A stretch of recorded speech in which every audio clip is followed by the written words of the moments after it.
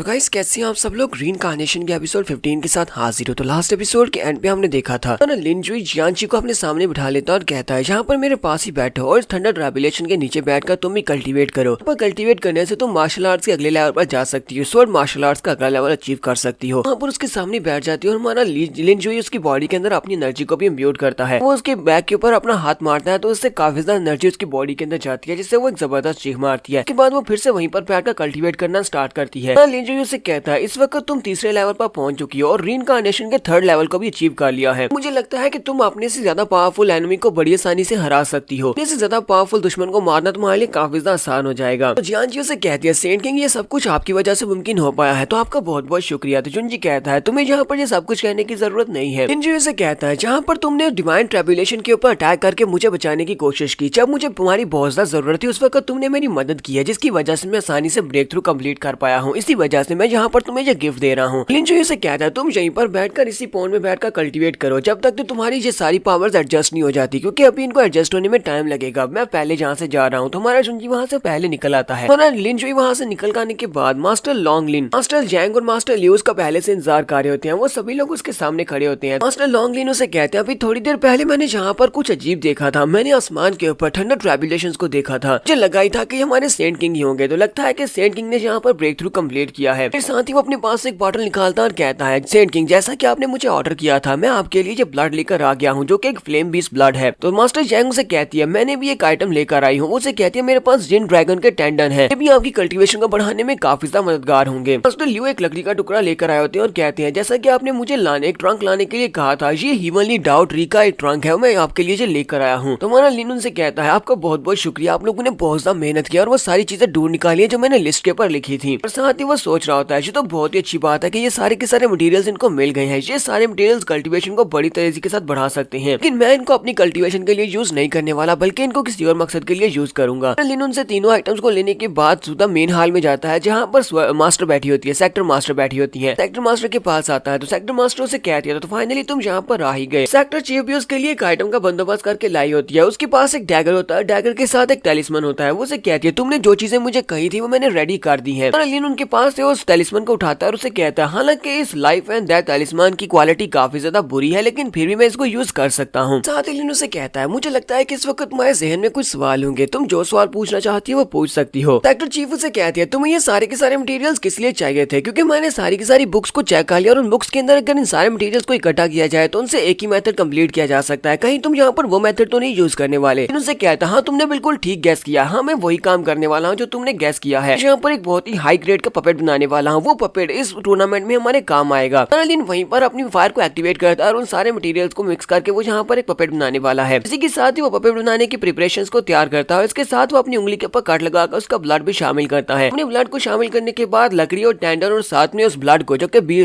Flame beast का blood होता है उसको भी मिक्स करता है। तीनों चीजों को वहाँ पर मिक्स करने के बाद रिफाइनिंग को स्टार्ट करता है और उसे कहता है अब जहाँ पर मेरा पपेट बनने के बहुत ज्यादा करीब है, मैं जहाँ पर सक्सेसफुल रहूंगा या फिर मैं जहाँ पर फेल हो जाऊंगा और बहुत ही जल्दी मेरा पपेट जहाँ पर तैयार हो जाएगा। लिनजुई कहता है अगर मैं यहाँ पर पपेट को बनाने में फेल हो जाता हूँ तो यहाँ पर एक तो मैं फेल होऊंगा और साथ में मुझे यहाँ पर जो कि पपेट बना रहा है उसको भी बहुत ही भारी बैकलैश का सामना करना पड़ेगा, यानी कि मुझे बहुत ही ज्यादा नुकसान पहुंचेगा। लिन वहाँ पर अपने मुट्ठी को बंद करता है, पपेट को बनाना स्टार्ट करता है। वहाँ पर जबरदस्त एनर्जी निकल रही होती है। तो चीफ भी जल्दी से अपने आप को कवर करती है। लिन कहता है तो ये रहा मेरा पपेट बनकर कंप्लीट हो चुका है। तो उसके सामने उनका पपेट होता है तो वो पपेट उसके सामने नीचे उतर आता है। वहाँ पर नीचे उतरने के बाद वो साथ एक जबरदस्त चीख मारता है क्योंकि उसकी बॉडी से काफी सारी एनर्जी भी निकल रही होती है। लेकिन इस पपेट में थोड़ा सा डिफॉल्ट होता है। वो वहीं पर अपने सर को नीचे की तरफ घुमाते हुए कहता है हेलो मास्टर। सेक्टर चीफ ये देखने के बाद काफी ज्यादा निराश होती है। वो सोच रही थी कि शायद ये कोई हाई ग्रेड का पपेट होकर बिल्कुल इंसानों जैसा होगा। उसे कहती है लिन तुमने तो कहा था कि ये एक हाई ग्रेड का पपेट है, लेकिन मुझे लगता है कि ये ठीक तरह से काम नहीं कर रहा। तो मैं लिनजुई से कहता हाँ तुमने बिल्कुल ठीक कहा, ये एक हाई ग्रेड का पपेट ही है। ये बात ठीक है कि ये थोड़ा बहुत गंदा दिखता है, लेकिन फिर भी मैं जहाँ पर कामयाब तो रहा, मैंने एक पपेट बना लिया है। साथ ही वो सोच रहा होता है हालांकि इस पपेट की क्वालिटी इतनी बुरी नहीं है, हो सकता है कि यहाँ पर मुझे एक सोल सर्वेंट टैलिस्मैन की कमी है, वो इसके साथ अगर मैच कर दिया जाए तो फिर ये बिल्कुल ठीक हो जाएगा। ऊपर से इसकी खूबसूरती भी थोड़ी बहुत कम है। तो पपेट वहीं पर खड़े खड़े ग्राउंड के ऊपर अपना सर पटक देता है और कहता है हेलो मास्टर। सेक्टर चीफ फिर से लिनजुई से कहती है क्या तुम वाकई में यहाँ पर इसको सक्सेस कहते हो, क्या तुम इसे सक्सेस कहते हो? ये देखो ये तो बिल्कुल भी ठीक तरह से काम नहीं कर रहा। लिन उसे कहता है हाँ मैंने कहा ना कि इस पपेट में थोड़ी बहुत कमी है और इसको बहुत ज्यादा इंप्रूव करना है। हाँ मैं इसको इंप्रूव कर लूंगा, टूर्नामेंट स्टार्ट होने से पहले मैं इसको ठीक कर लूंगा। साथ ही वो अपनी रिंग को एक्टिवेट करता है और उसे अपनी रिंग के अंदर खींच लेता है। जो इसे कहता है फिलहाल के लिए आपको इसके बारे में ज्यादा परेशान होने की जरूरत नहीं है, क्योंकि बहुत ही जल्दी टूर्नामेंट स्टार्ट होने वाला है और टूर्नामेंट स्टार्ट होने से पहले हमें इसे इम्प्रूव करना होगा, क्योंकि वहाँ पर टूर्नामेंट में यही हमारे बहुत ज्यादा काम आने वाला है। लिन कहता है मैंने अभी भी यहाँ पर ब्रेक थ्रू कम्प्लीट करने के बाद सीधा तुम्हारे पास ही आया था। मैं मास्टर लॉन्गलिन, मास्टर लियो और एल्डर जैंग के साथ जाकर प्रैक्टिस करने वाला हूँ कि मैं तुमसे फाइट नहीं कर सकता। तुम्हारा लेवल काफी ज्यादा बढ़ चुका है। मुझे लगता है कि बहुत ही जल्दी तुम ट्रांसेंडेंट राम में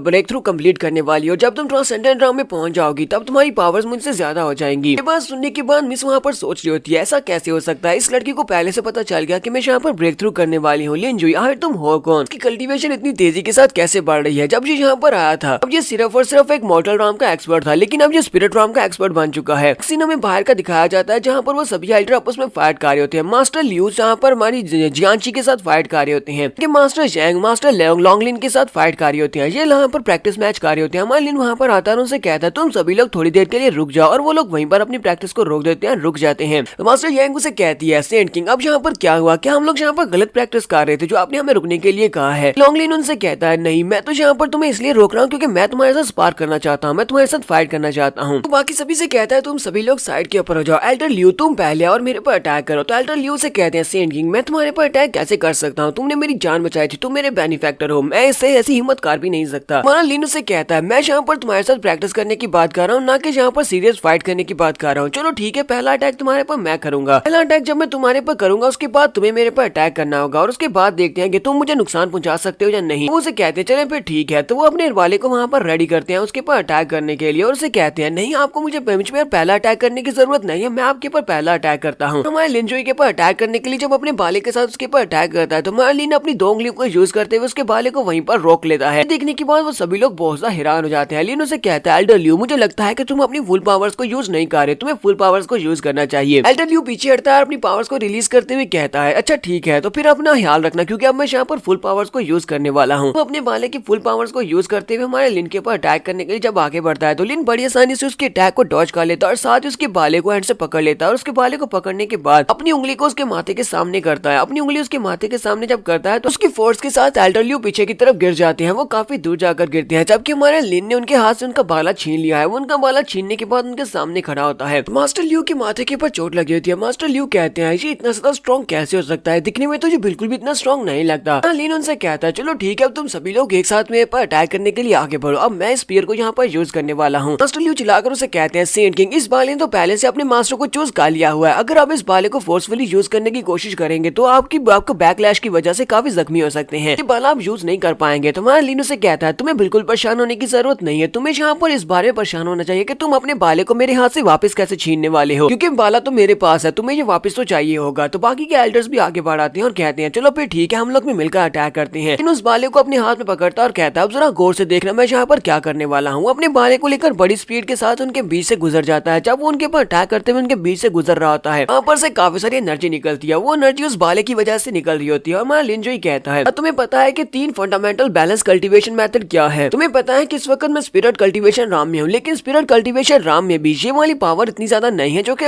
एक नॉर्मल स्पिरिट कल्टीवेशन राम के बंदे की होती है। वहाँ सुनते ही वो तीनों ही बहुत ज्यादा हैरान हो जाते हैं और कहते हैं वाकई में तुम 3 फंडामेंटल बैलेंस कल्टीवेशन मेथड का यूज कर रहे हो। इस वक्त आसमान के ऊपर से थंडर ट्रैबुलेशन फिर से गिरना स्टार्ट हो जाती है। थंडर ट्रैबुलेशन ऊपर से गिरना स्टार्ट होती है, वो सीधी हमारे लिनजुई के ऊपर ही गिरी होती है, क्योंकि हमारा लिनजुई यहाँ पर फिर से एक ब्रेक थ्रू करने की कोशिश कर रहा होता है। हमारा लिन कहता है तो थंडर ट्रैबुलेशन तो यहाँ पर दोबारा से आ गई है, इसका मतलब ये है कि 3 फंडामेंटल बैलेंस कल्टीवेशन टेक्निक तो वाकई में काफी ज्यादा अच्छी है। यूज करने पर मैंने यहाँ पर सेकंड ब्रेक थ्रू को अचीव किया है, तो वो सारी थंडर इलेक्ट्रिसिटी उसके ऊपर गिरने वाली होती है। तीनों एल्डर जल्दी से जंप करते हुए ऊपर बढ़ते हैं और कहते हैं अपने सेंट किंग को थंडर क्लैमिटी से बचाना होगा, चलो जल्दी से आगे बढ़ो और इस थंडर के ऊपर अटैक करो। भी इनके साथ ही होती है और ये चारों मिलकर जाकर उस थंडर इलेक्ट्रिसिटी के ऊपर अटैक करते हैं ताकि ये लोग उसको ब्लॉक कर सके। जबकि वैंगजियान सेक्टर के बाकी के लोग उस तरफ देख रहे होते हैं और कहते हैं आज यहाँ पर हो क्या रहा है, हमारे पास ऐसा कौन सा मॉन्स्टर है कि दिन में यहाँ पर 2 बार थंडर क्लैमिटी यानी कि थंडर इलेक्ट्रिसिटी गिरी है कि कोई यहाँ पर डबल ब्रेक थ्रू कर रहा है। लगता है कि हमारा सेक्टर दोबारा से राइज करने वाला है, ये कहीं इस बात की निशानी तो नहीं है कि हमारा लिन भी वहाँ पर हंसना शुरू कर देता और कहता है लगता है कि हीवन भी इस बात से बहुत ज्यादा जेलस है, यहाँ पर जल्दी से कल्टीवेशन कंप्लीट कर रहा हूँ, वो नहीं चाहती कि मैं जल्दी से जल्दी ब्रेक थ्रू करने के बाद अपनी कल्टीवेशन को आगे बढ़ाऊं, इसी वजह से बार बार मेरे ऊपर आसमान से क्लैमिटी गिर रही है। कहता है मुझे ये बात अच्छी तरह से पता है कि हीवन के लाज यही कहते हैं अगर हम लोग यहाँ पर उसको तोड़ेंगे और फोर्सफुली ब्रेक थ्रू करने की कोशिश करेंगे तो हीवन हमें नहीं छोड़ेगी, हमारे पर ठंडर क्लैमिटी गिराएगी जिससे हम लोग मारे जा सकते हैं। लेकिन मैं यहाँ पर रुक नहीं सकता और ये मुझे रोक नहीं सकती। यहाँ पर हम लोग अपनी एपिसोड 15 का एंड करेंगे। एपिसोड की एक्सप्लेनेशन अच्छी लगी हो तो कमेंट करके जरूर बताइएगा। चैनल को सब्सक्राइब कर दें, वीडियो को लाइक और शेयर कर दें। शुक्रिया।